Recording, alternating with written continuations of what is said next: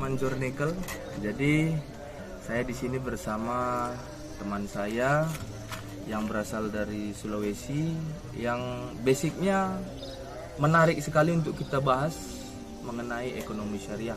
Jadi untuk lebih lanjut, saya persilahkan Bro untuk memperkenalkan pada teman-teman channel Journeycal.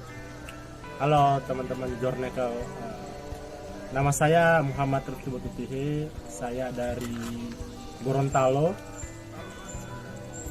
Jadi di sini saya akan sharing-sharing bersama Bro Ekel tentang ekonomi syariah seperti itu. Oke. Nah Bro, banyak orang nggak tahu nih mengenai ekonomi syariah. Jadi bisa Bro ceritakan dulu ekonomi syariah ini apa, dan ini fungsinya dan tujuannya itu bagaimana? Silakan Bro.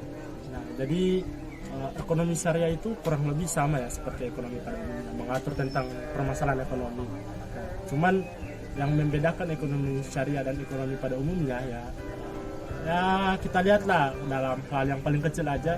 Kalau dalam ekonomi syariah itu dia mengatur tentang bagaimana perilaku manusia dalam bertransaksi.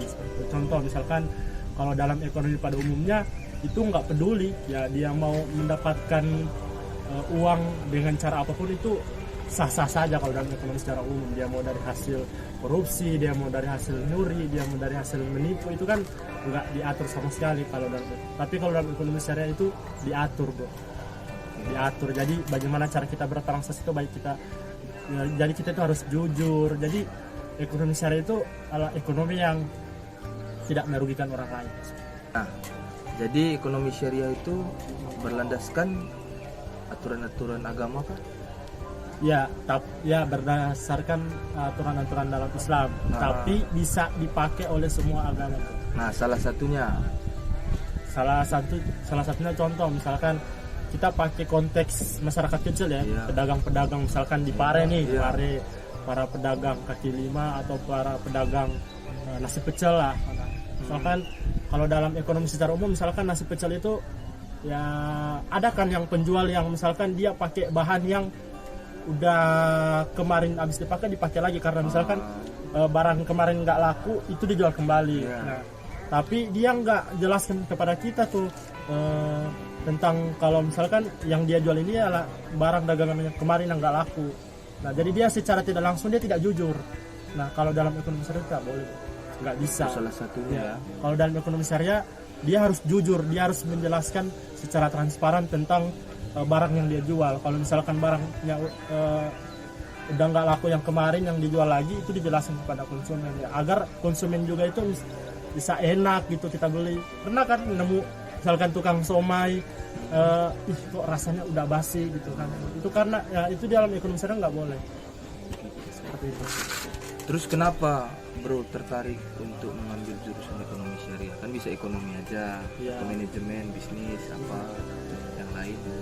Ya sebenarnya basic gua Bro akuntansi, bukan ekonomi syariah. Ya. Jadi gua kenal ekonomi syariah itu hanya lewat organisasi. Jadi kenapa gua tertarik, karena ya jujur Indonesia butuh ekonomi syariah. Kenapa? Karena di Indonesia ini banyak sekali kasus-kasus korupsi.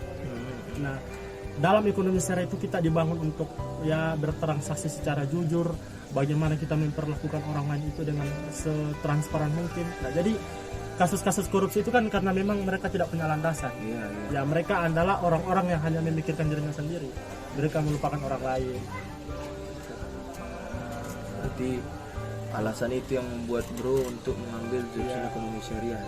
Nah, itu penerapannya itu selain ke pedagang-pedagang gitu, itu ke mana saja Bro yang cocok di Indonesia ini?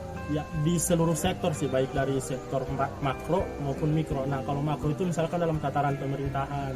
Nah, kalau dalam tataran pemerintahan itu ada namanya Basnas, Badan Amil Zakat Nasional. Jadi tugasnya itu mereka mengumpulkan zakat kepada orang-orang yang sudah mampu secara ekonomi. Nah, nanti dipotong 2,5%, nanti itu yang akan disalurkan kepada fakir miskin.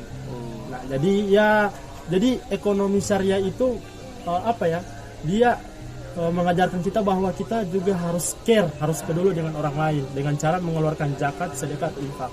Seperti itu. Jadi perputaran ekonominya itu tidak hanya kepada orang-orang kaya saja. Jadi orang-orang kaya mereka punya uang disalurkan kepada orang miskin. Jadi nggak hanya orang-orang kaya saja itu yang bisa punya uang. Tapi kan itu mengganggu prinsip bisnis. Prinsip bisnis kan Iya. modal sedikit-dikitnya, untung sebesar-besarnya. Modal prinsip ekonomi itu. Iya. Jadi itu kalau memakai metode ekonomi syariah kan metode-metode yang itu tadi itu nggak bisa dipakai, bro. Itu gimana itu? Ya. Dalam ekonomi itu ada prinsip yang modal sekecil-kecilnya Iya. untuk mendapatkan keuntungan yang sebesar-besarnya. Itu prinsip ekonomi konvensional kalau Iya. sering disebut.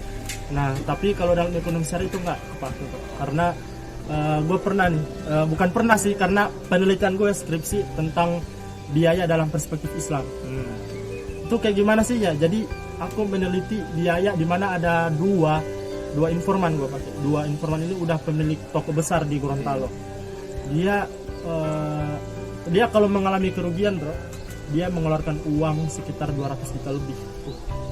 Kalau udah rugi. Kalau dia misalkan barang dagangannya nggak laku nih, dia ngeluarin uang 200 juta. Kalau yang satunya dia setiap karyawannya itu setiap siang jam 1 itu diistirahatkan, tidur. Nanti jam 3 buka lagi. Nah, kalau dalam prinsip ekonomi kan waktu itu kan adalah uang. Ya, jadi kalau mengistirahatkan karyawan berarti dia udah mengabaikan uang. Seperti itu. Nah, tapi anehnya justru dengan konsep yang begitu justru pendapatan mereka malah naik, bukan turun. Nah, itu hasil penelitian gua, naik. Nah, jadi ternyata ya mereka karena kan dalam Islam semakin banyak sedekah maka semakin banyak mendapatkan, seperti itu.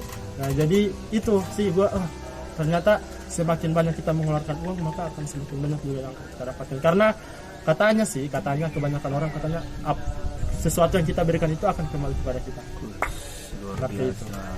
Luar biasa. Quotes pagi ini.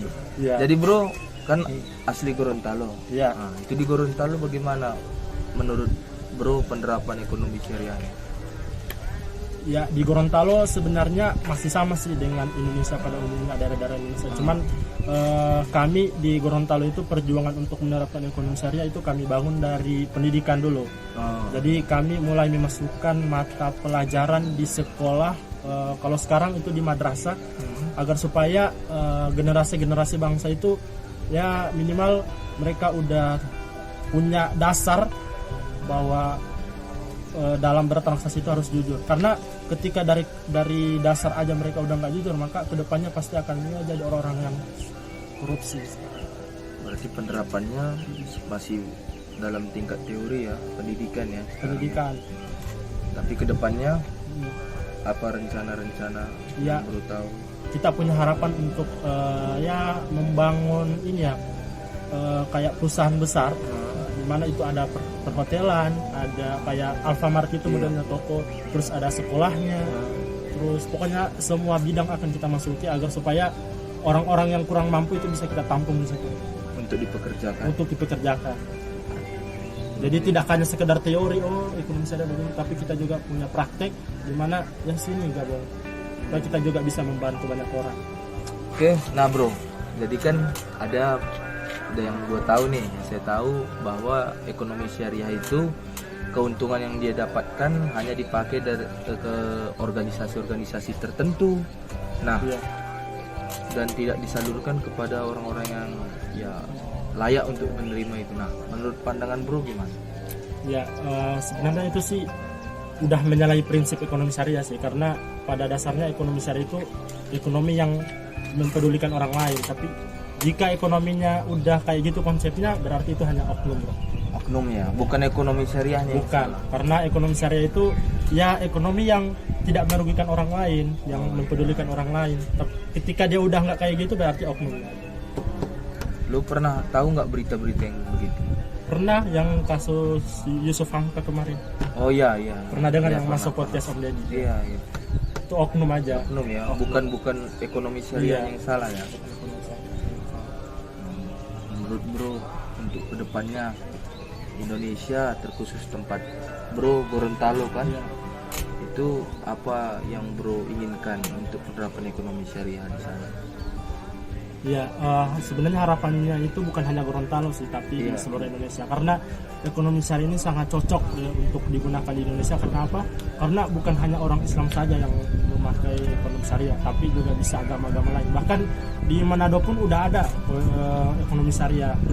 Jadi kenapa agama lain bisa memakai ekonomi syariah? Karena yang ekonomi syariah itu berkaitan dengan hubungan manusia dengan manusia, transaksi, tidak berhubungan dengan keyakinan atau akidah, tidak berhubungan dengan itu sama sekali. Jadi ketika orang agama lain mau melakukan, intinya kayak gini, ekonomi syariah itu lu jujur, transparan, tidak merugikan orang lain, lu udah masuk di ekonomi syariah. Agama lain kan pun juga mengajarkan seperti itu. Semua agama mengajarkan itu. Ya, makanya kenapa namanya ekonomi syariah bukan ekonomi Islam, agar agama-agama lain itu bisa masuk. Karena kan sekarang kita lagi ini ya, kalau lagi sensitif untuk kalimat-kalimat yang seperti itu. Jadi kenapa digunakan kalimat ekonomi syariah bukan ekonomi Islam? Berarti keuntungan dengan jujur, transparan, dan keuntungan dipakai untuk Adil.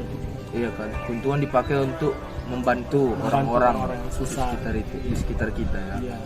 Kalau di Gorontalo itu selain dari pendidikan yang sudah dilakukan itu apa aja? Yang sudah dilakukan sih ya ini ya di bagian government, pemerintahan itu udah mulai aktif ya, memotong zakat di kalangan PNS tetap 2,5%, nanti itu disalurkan misalkan. Nah ini udah menjelang Ramadan nih, nah jadi orang-orang yang kurang mampu itu dikasih, bahkan orang-orang yang misalkan dia punya punya basic untuk jualan, itu dikasih modal untuk jualan, tapi itu dievaluasi tiap bulan apakah jualannya ini jalan apa enggak ya, seperti itu, menghasilkan keuntungan. Jadi misalkan nih sekarang gua orang yang punya basic jualan, tapi nggak punya modal, nah dikasih tuh modal, nah terus dievaluasi sebulan. Jadi kalau misalkan dia udah punya pendapatan, nah bulan depannya lagi dia yang udah bayar zakat. Jadi dari dia yang dibantu, sekarang dia yang membantu orang lain. Ya, jadi dari dia untuk dia lagi, untuk yang lain ya. Biasa prinsip ekonomi syariah. Itu dari mana asalnya prinsip ekonomi syariah itu? Itu udah boleh tahu. Jadi ekonomi syariah itu sebenarnya udah dipraktikkan dari zaman Nabi sih, dari Rasul gitu. Jadi kita sekarang kayak mengulang kembali apa yang telah dilakukan oleh para pejuang-pejuang dulu. Nah, jadi kan sekarang udah mulai hilang tuh. Nah, karena kan mungkin karena masuk pemahaman-pemahaman yang ya dari luar ya, budaya-budaya yang nggak sesuai dengan kita, budaya korupsi itu kan nggak sesuai dengan nilai dasar kita ya, nilai dasar negara kita, Pancasila. Biasa. Jadi terakhir bro, harapan bro untuk Indonesia penerapan ekonomi syariahnya khususnya. Ya, terakhir jika ekonomi konvensional mampu merubah suatu negara, maka ekonomi syariah mampu merubah suatu peradaban. Luar biasa. Oke, Bro Rifki, terima kasih atas perbincangan singkat ini. Teman Jurnekal, sekian perbincangan Bro Rifki. Thank you Bro Nekel. Oke, thank you.